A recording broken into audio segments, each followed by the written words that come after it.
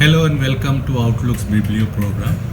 Today we are talking to a Nobel Laureate across the seas on Skype. We have with us Ms. Esther Duflo, who got this year's Sveriges Riksbank Prize in Economics, which was started in the memory of Alfred Nobel. She shares this prize with Abhijit Banerjee, who happens to be her husband, and colleague Michael Kremer.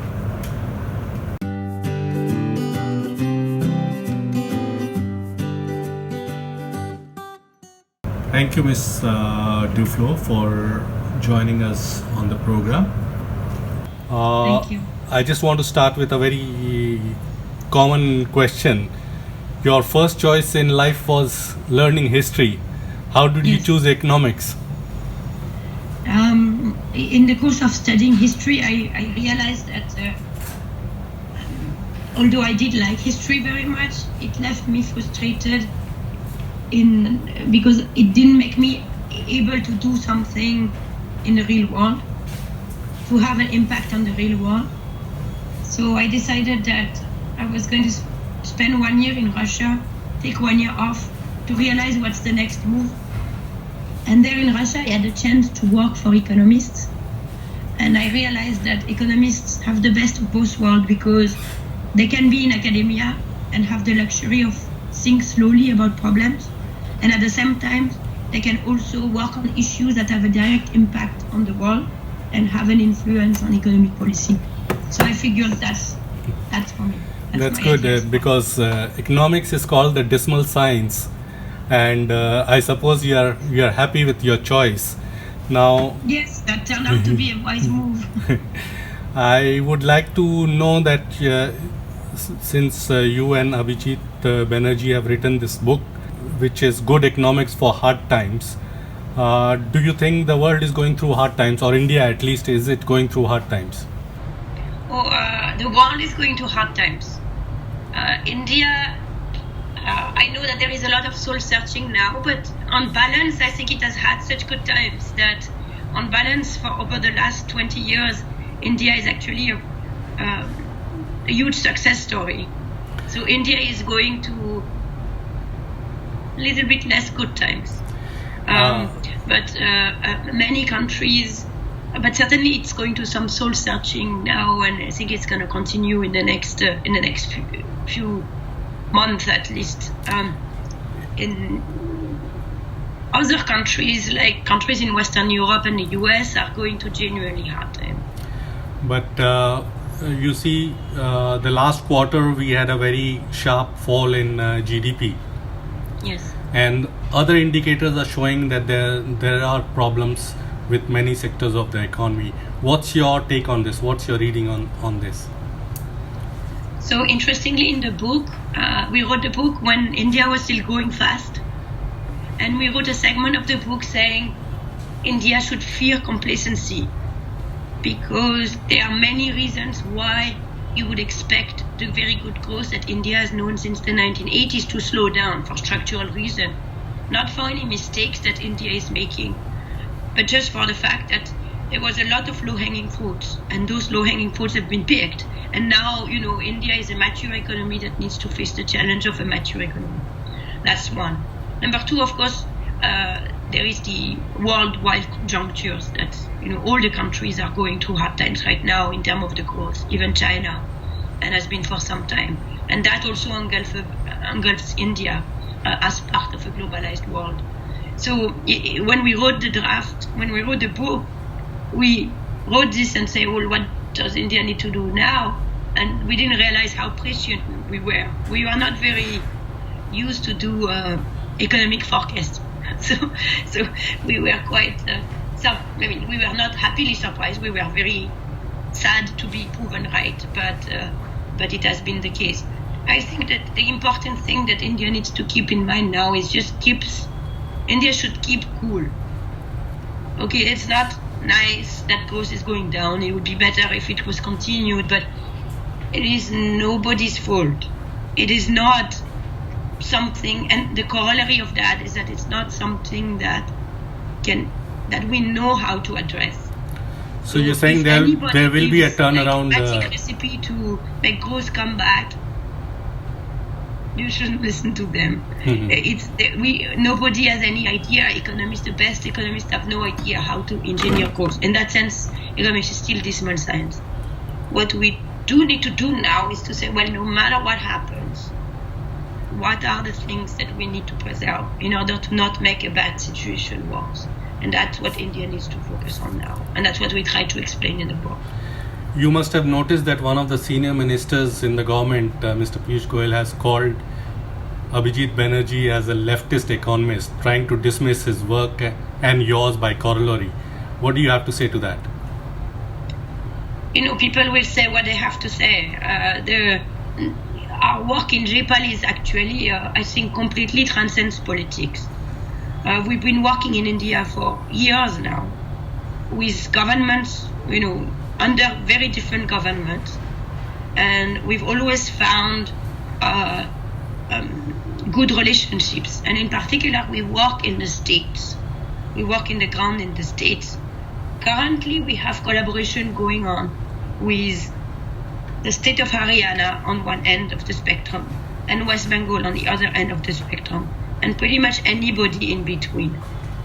And politics has never been an issue, because if there is one area, I think, where everybody agrees, left, right, center, is that one needs to have the most effective policies to help poverty, even conditional on the amount of money that one is willing to spend. That might vary from one government to the other, but the idea that money has to be spent in a good way, in an efficient way, and that we need to try to have the programs that are going to make meaningful differences in the lives of the poor, that I think is not something that is tainted by any politics.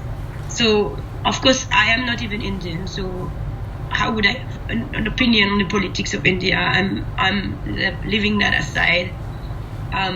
We have many people in the grounds in JPAL, and they have nothing to do with politics. We are talking to people in the ground, in civil society, in NGO, in businesses, in government, in administrations, to help them achieve their objectives better and work better. So I think one person says one thing, whatever, people. Okay. How do you think that the central government, if it was to use your work in India, how can society benefit out of that? So I think there are many policies that touch the poor that are done at the level of the states, but there are some that are done at the level of the center. For example, it is the center that is pushing the financial inclusion and direct benefit transfers, and there we have learned a few things that the government can where we could have a useful, or we in fact are having a useful conversation with the central government. So there are many schemes that also the central government, for example, is spending a lot of money on health through the national health missions. And although that is being done in the states, the government has influence, the central government has influence and say on what this money goes to and how it is spent. So there are some lessons that we have already gained that can be shared, and also there is a lot of work to be done together. Your contribution to economics has also been the randomized clinical trial, which you extensively write about, and you have written many books on it. I was seeing some criticism by some economists saying that random RCTs work very well with medicine, but in poverty it may not work because a small area where you have the trials may not reflect what is happening in a larger area. How do you react to that? So that's a good question, but that's an empirical question, which is not something we need to decide a priori. It could be the case, or it could be the case that in fact many things generalize. So when we were first starting doing this kind of work, we did not know. And when people ask me this question is, do you think something that you're finding in Udaipur will generalize to Jaipur and beyond Jaipur, Kolkata, and beyond Kolkata, Africa? I always answered, I don't know. One has to find out. And I think over the last 15 years, we have found out that there is actually a fair amount that does generalize quite well. For example, one program that's called the Targeting Ultra Poor program is a program that gives people an asset, ultra poor persons, the poorest person in a village, productive assets, and then some hand-holding to take care of the assets. So that program was evaluated originally in Bangladesh, where it was started, and it showed good results there. But then what happened is that this experiment was replicated in 8 countries, including India, and to see whether it does work in India as well. And it is only after we got evidence of a very, very positive effect and long-term effect when we replicated the program with Bandan in India and we evaluated there, that we felt confident to say this is a program that can be actually extended, because it didn't work just in one place. It worked in 8 different countries. So then it got expanded in several states in India, and interestingly, there are experiments going along with that. So you can continue learning whether it is still working in this different context, and also whether changing the rules make it, for example, easier to administer, or on the contrary, makes it doesn't work. So you both have generalizability on a geographic dimension, which is the one you talked about, but also on the details of the implementation. If the details of the implementation vary from place to place, you always have the question of, well, will it work in a slightly different way? And I think the way you answer this question is by continuing to experiment. You're never done. There's no silver bullet like, That's true. You've evaluated one thing, one place. You're ready to generalize everywhere, from Antarctica to the North Pole. You're talking about there's no one silver bullet, but most of the Western countries have removed poverty, or at least reduced it to a very acceptable level by some basic issues: rule of law, constitutional guarantee, freedom of economics, allowing producers to have freedom to produce. So there is certain agreement among economics that this thing works. Don't you agree? I think there is some agreement among economists that there are some things to avoid.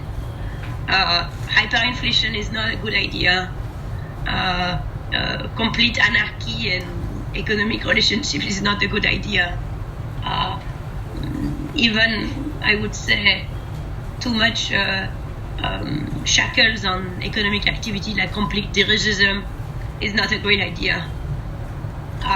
So at that basic level, I think there is agreement.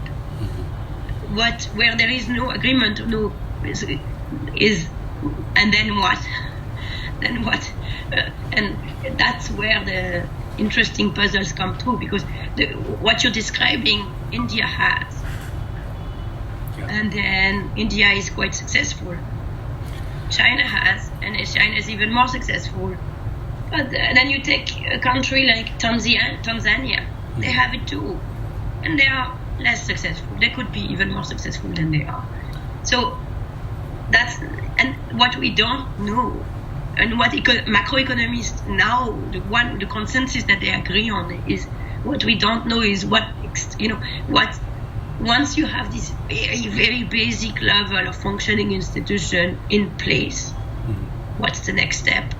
And some of the things you said, I don't even know whether there is consensus. Some people are more, some countries have gone very different routes to where they are. For example, you said China. For example, Korea had, a heavy industrial policy. And the US, of course, never had that. And they are both rich economies today. Is Korea rich because of industrial policy or despite it? We have no idea. And I don't think it's a revolutionary thing to say for economists. I think most economists agree with that. Maybe they won't say it in public because that makes the science looks a little bit useless. But I think that there is actually agreement on that. You mentioned China. China doesn't have one basic ingredient is freedom of the political freedom.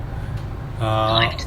And yet it has been economically successful. So so that means that China has some amount of economic freedom, and in fact did take off under Deng Xiaoping when they replaced complete racism on the economic side with a household responsibility system and the right to establish some industries. So I think China does qualify under your category of basic economic freedom, but it doesn't have political freedom. On the other hand, you have some very successful countries that have political freedom. So maybe political freedoms are not an ingredient of growth, we don't know. Yeah. That doesn't mean it's not something good to have. Like, the point is also another important thing to remember, and that's something which we really insist on in the book, is that one should not be too obsessed about growth per se. What we should care about is the level of welfare, the level of economic well-being, and even more importantly perhaps, the level of economic and social well-being of the most unfortunate in a particular society. In my opinion, that's what one should care about. What's your opinion on universal basic income in a country like India, which, as you know, the fiscal deficit of India is not in a very good shape? It can be termed as a poor country. Does UBI or universal basic income work in a country like this? So let me say one more thing on the fiscal deficit, which is something that we do know, that macroeconomists do know. That's not about growth, that's about conjuncture, is that you don't try to cut the deficit in the middle of a crisis. So that is something that one might need to address structurally. And I think India will need to think structurally about how it can raise more tax revenues, because it really has a tax revenue to GDP that is quite low relative to country of its income level and relative to China, for example.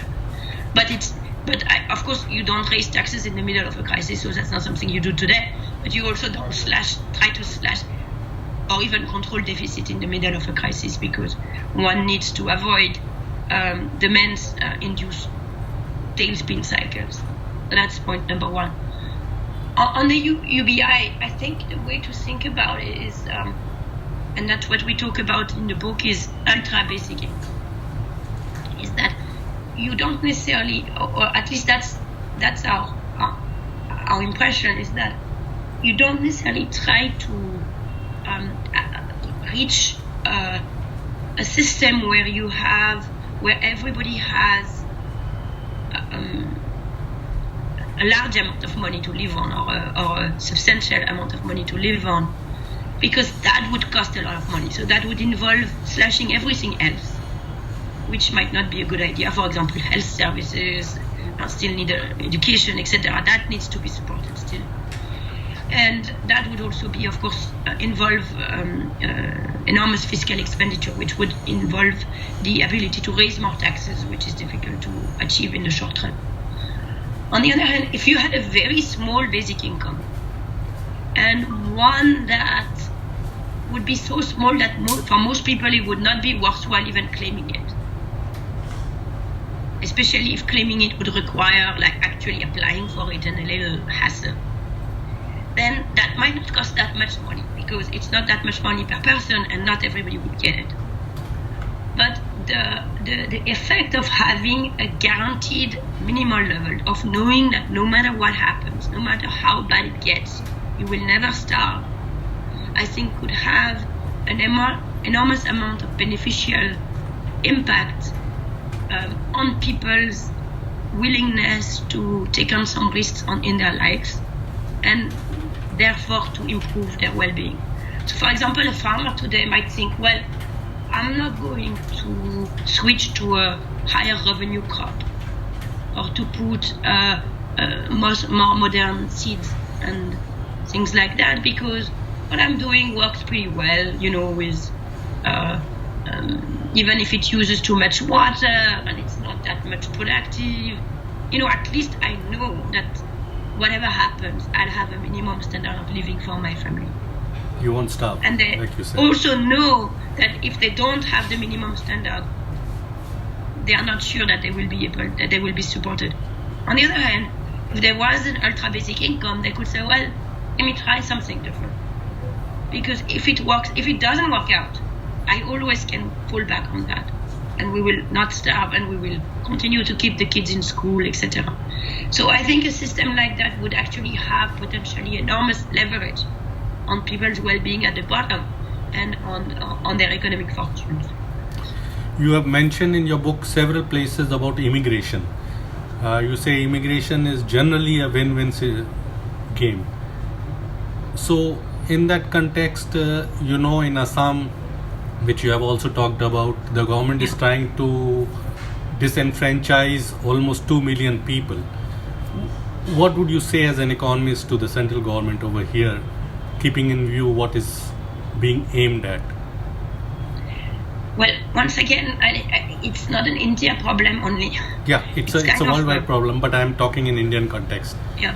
So, but it's worth to putting in perspective that it's seems to be a worldwide fear of migration, and I think the government is doing that because they are responding to this fear. And if you're looking at what's happening in France or what's happening in the US, there is the same effort of trying to show that, we are doing something against migration, legal or illegal. And that's unfortunate because people's fear of migration is actually unfounded. In reality, migrants are not competing with local for jobs. In reality, they bring in the migrants that do come, the people who do make the choice to move to Assam or to the US or to France. They are people who are actually selected for their drive, their ambition, and their willingness to succeed. And they typically would bring strength to an economy. They typically would bring, they come with their own, energy, and they come with their own demand, and they are willing to do jobs that nobody else is willing to do, etc. And one could change the discourse and show strength and leadership and show we can be a strong country with the help of the migrant coming in. I'm not saying this is an easy switch in the political rhetoric to implement, because it goes against the grain of much public opinion everywhere. But it is something that could help us, I think, overcome the type of situations that we are finding ourselves in the US with the border, in Europe with like camps in Calais or something like that, and the immigrant who died in a lorry in England, and in India with the crisis in Assam. My last question is basically, you mentioned in your book that the Western world is going through a problem almost Dickensian, like the days of Dickens. Isn't that an exaggeration on your part? Because after all, look at the high capita income, look at the amount of money that is in the Western world compared to the poor world, the third world. And you said it's almost similar kind of fears are being expressed in both areas. Wouldn't that be a little bit of an exaggeration on your part? I think what is Dickensian in the Western world today is the amount of fear of dislocation and disruptions. And the period of Dickens is, in a sense, a period of positive transformation in the economy, which led to the huge increase in per capita income that we're experiencing. but at the cost of extremely hard lives for people, for the poor. And it took decades for the people who lost their jobs, as when they were replaced by machines, to have a better, to actually for their wages to improve. And now what we're experiencing in the West is, you're right that the per capita income are high, but over the last many decades, median wages and median income have completely stagnated. So the growth in per capita income in the Western world has been completely captured by the very rich. What has happened in developing countries is that, and in particular in China and India, is that at least until recently, the growth has not only benefited the rich, it also benefited the poor. The poverty rates have been slashed in India. That doesn't mean that we should be happy. It's not enough. Of course, there are still many poor people, and one needs to continue to really focus our attention to what's happening to the poor in poor countries, in India in particular, and to make sure, in particular in the current economic slowdown, that it doesn't disproportionately hit the poor. But in a sense, when you're looking at the geopolitical situation, what happened in China and India, and to some extent in African countries as well, is the one bright spot over the last 30 years. Things have gone badly for 90% of the population in Western Europe and in the US, even as they went beautifully for the top 10% and amazingly beautifully for the top 1%. In India, it has been different because although inequality have increased and rich people have done very well, poverty has also decreased. And I think we need to hold on to that as something that is a success and as something that we need to continue living with. Because once the growth slows down, if nothing is done to make sure to preserve the share of the bottom, then you're going to get Dickensian, square in India, where the situation for the poor could not only stop improving, but potentially reverse back. And there are already some signs in official statistics that poverty rate might actually go up. So we do need to. So I think as society, again, it's not political in my opinion. It's just standard common sense. Is as a society that is now doing generally better off, can we accept that that the progress made for the poor would reverse when they are still living in such difficult circumstances? I don't think anybody would agree with that. So I think that there can be a national consensus, absolutely regardless of political stripes, that in the current circumstances, focusing on the welfare of the poor should be a priority. And the good thing is that I think it takes a willingness not to slash public expenditures, but even more important, it takes a willingness to spend the available money as efficiently as possible. And again, who would disagree with that? The advantage also is, contrary to growth that we don't know how to make happen, better public program is something that we do know how to make happen. There is evidence already, and we can build so much more. Ms. Duflo, thank you very much for spending time with Outlook. Welcome. It was great pleasure to talk to you. Great pleasure. Thank you so much. Good night. I realize it's late for you guys. Bye.